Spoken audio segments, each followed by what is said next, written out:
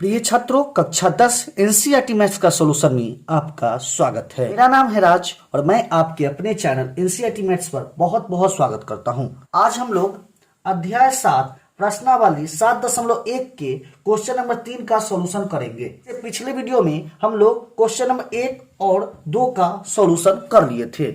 इस वीडियो में हम लोग क्वेश्चन नंबर 3 का सॉल्यूशन करेंगे।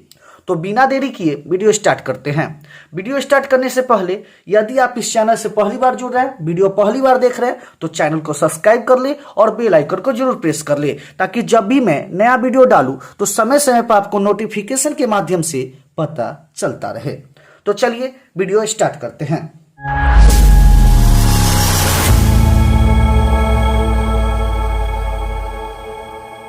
प्रश्न संख्या 3, आइए प्रश्न को पढ़ते हैं। निर्धारित कीजिए कि क्या बिंदु 1,5, 2,3 और -2,11 संरेखी है। संरेखी का मतलब होता है एक ही रेखा पर स्थित हो, एक ही रेखा पर स्थित हो। क्लियर है? एक ही रेखा पर स्थित हो मतलब 3 बिंदु दिया हुआ है, वह तीनों एक ही रेखा पर स्थित होगा तो बिंदु संरेखी होगा।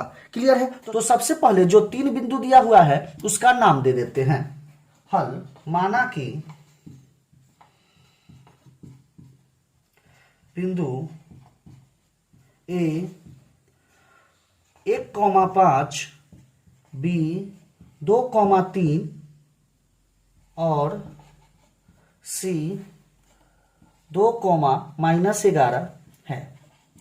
माना कि बिंदु ए 1,5, बी 2,3 और सी -2,11 है। जो बिंदु दिया हुआ था उसका नाम दे दिए ए, बी और सी।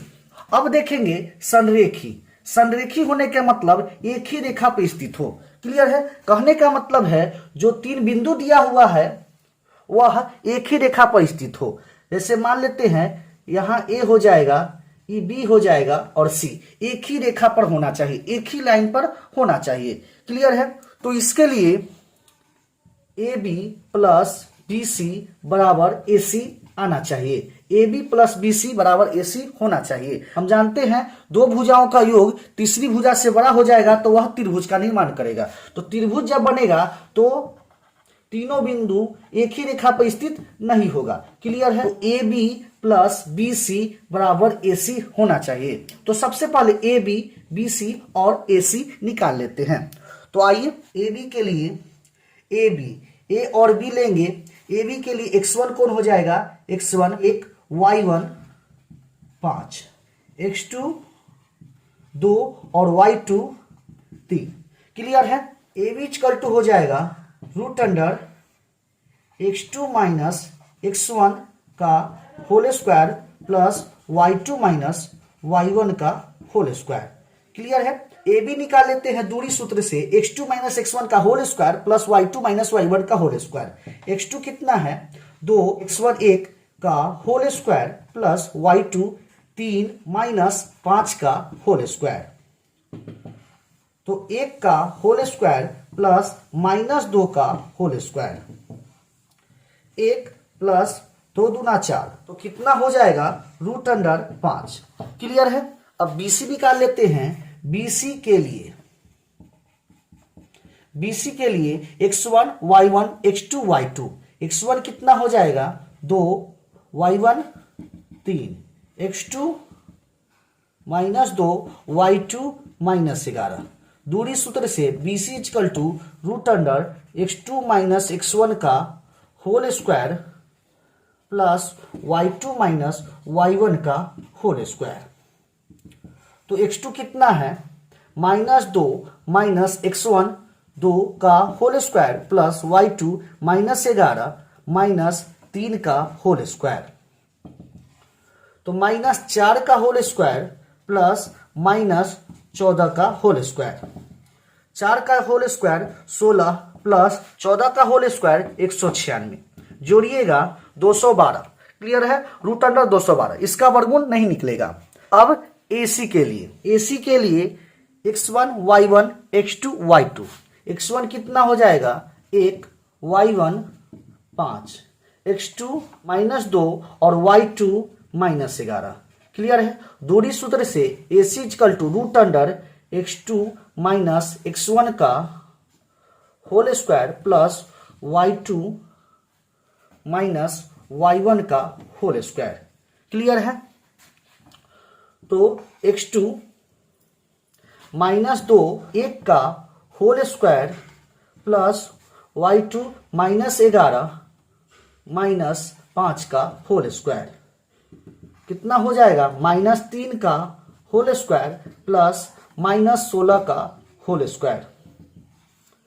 3 का होल स्क्वायर 9, 16 का होल स्क्वायर 256, जोड़िएगा 265। क्लियर है। 265। तो यहां आ गया √5, यहां 212 और 265। क्लियर है। तो हम जानते हैं संरेख होने के लिए दो भुजाओं का योग तीसरी भुजा के बराबर होना चाहिए। क्लियर है। तो यहां पे दो भुजाओं का योग तीसरी भुजा के बराबर नहीं आएगा। क्लियर है। AB plus BC not equal to AC। AB √5 plus BC √212 not equal to √265। यहां AB plus BC not equal to AC है। अतः बिंदु A, B एवं C संरेख नहीं है। क्लियर है। AB plus BC not equal to AC मतलब दो भुजाओं का योग तीसरी भुजा के बराबर नहीं आया, तो यह बिंदु A, B और C संरेख नहीं है। क्लियर है। तो क्वेश्चन में यही पूछ रहा था, निर्धारित कीजिए कि क्या बिंदु A, B और C संरेख है। तो यहां दो भुजाओं का योग तीसरी भुजा के बराबर नहीं आया, अतः बिंदु A, B, C संरेख नहीं है। क्लियर है। तो यहां पे क्वेश्चन नंबर 3 समाप्त होता है। अब देखेंगे क्वेश्चन नंबर 4, जो कि नेक्स्ट वीडियो में। उम्मीद करते हैं क्वेश्चन नंबर 3 आपको समझ में आया होगा। क्वेश्चन समझ में आया है तो वीडियो को लाइक कर दे और ज्यादा से ज्यादा अपने दोस्तों के पास शेयर जरूर करें। मिलते हैं नेक्स्ट वीडियो में नए क्वेश्चन के साथ। तब तक के लिए धन्यवाद।